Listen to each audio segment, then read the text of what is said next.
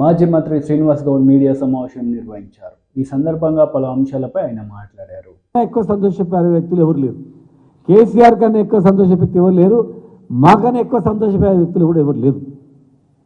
కనుక మరి అవన్నీ పార్లమెంట్ ఎన్నికలను దృష్టి పెట్టుకొని పార్టీని బలోపేతం చేసుకుంటూ పార్టీ కార్యక్రమాలు నిర్వహించుకుంటూ మరి వచ్చే పార్లమెంట్ ఎన్నికల్లో మన వ్యూహాలను ఒక్కొక్కటి ముందుకు తీసుకెళ్తూ ఒక్కొక్క హామీలు ఒకవేళ నోటిఫికేషన్ లోపలనే హామీలు నెరవేరితే సంతోషం, నెరవేరకపోతే ఎట్లా ప్రభుత్వాన్ని మనం ఎట్లా అని చెప్పి ఆ దిశగా మనం ముందుకు పోవాల్సిన అవసరం ఉంది. కనుక ఈరోజు మా ఎంపీ గారు కూడా గత 5 సంవత్సరాలుగా వారు ఒక సౌమ్యంగా పనిచేసి మరి వారు 5 సంవత్సరాలు వారు కూడా అనేక సమస్యలు పార్లమెంటు వేదికగా వారు ఎన్నో సమస్యలు అడగడం జరిగింది. మరి మా ఎమ్మెల్యేలు అందరూ కూడా ప్రతి నియోజకవర్గంలో ఇంత అభివృద్ధి చేసినా, ఇన్ని అభివృద్ధి కార్యక్రమాలు నిర్వహించినా మరి ఆ వేవ్ అనేది గాలి అనేది అట్లా వచ్చేసింది.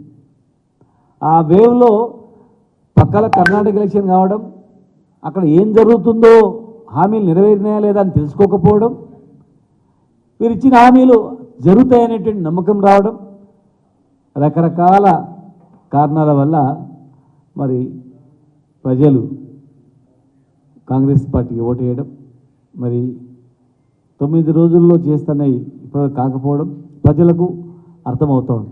కనుక ఖచ్చితంగా ఇవన్నీ ప్రజల దృష్టికి తీసుకొచ్చి అత్యధిక మెజార్టీతో పార్లమెంటు సభ్యునిగా గెలిపించుకోవడం దిశగా ముందుకు పోవాలని చెప్పి రాష్ట్రం మొత్తాన్ని కూడా కేసీఆర్ పిలిపించారు. కనుక ఈరోజు సమీక్ష సమావేశం నిర్వహించడం జరిగింది. తదుపరి కార్యక్రమం ఎట్లా చేయాలని చెప్పనేది మా కేసీఆర్ గారి ఆదేశాల మేరకు మా కార్యనిర్వాహక అధ్యక్షుడు కేటీఆర్ గారు సందేశాన్ని ఇస్తారు. ఖచ్చితంగా మంచి చేస్తే ఇవన్నీ హామీలు నెరవేరిస్తే స్వాగతిస్తాం. ఖచ్చితంగా మేము తెలంగాణ అభివృద్ధి కావాలని తెలంగాణ తెచ్చుకున్నాం.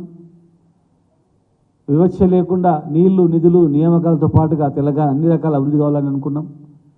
ఈరోజు కాంగ్రెస్ పార్టీ ఇవన్నీ చేస్తామంటే ఇచ్చిన హామీలను నెరవేరిస్తే అందరికన్నా ఎక్కువ సంతోషపడే వ్యక్తులం మేం.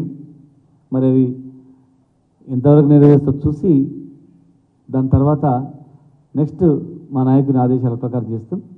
కనుక ఈరోజు అందరూ ఎంతో ఉత్సాహంగా 7 నియోజకవర్గాల్లో మాజీ శాసనసభ్యులతో పాటుగా ముఖ్య నాయకులందరూ కూడా వచ్చి మరి వారి వారి సూచనలు, సలహాలు పార్టీ బలోపేతం చేయడానికి మరి అనేక సూచనలు ఇవ్వడం జరిగింది. కనుక ముఖ్యమంత్రి గారితో అన్ని నియోజకవర్గాలు అయిపోయిన తర్వాత మళ్ళీ నెక్స్ట్ ఏం చేయాలనే కార్యక్రమాన్ని వారి ఆదేశాల మేరకు ముందుకు తీసుకెళ్తామని చెప్పని మరి వచ్చిన పెద్దలందరికీ మనస్ఫూర్తిగా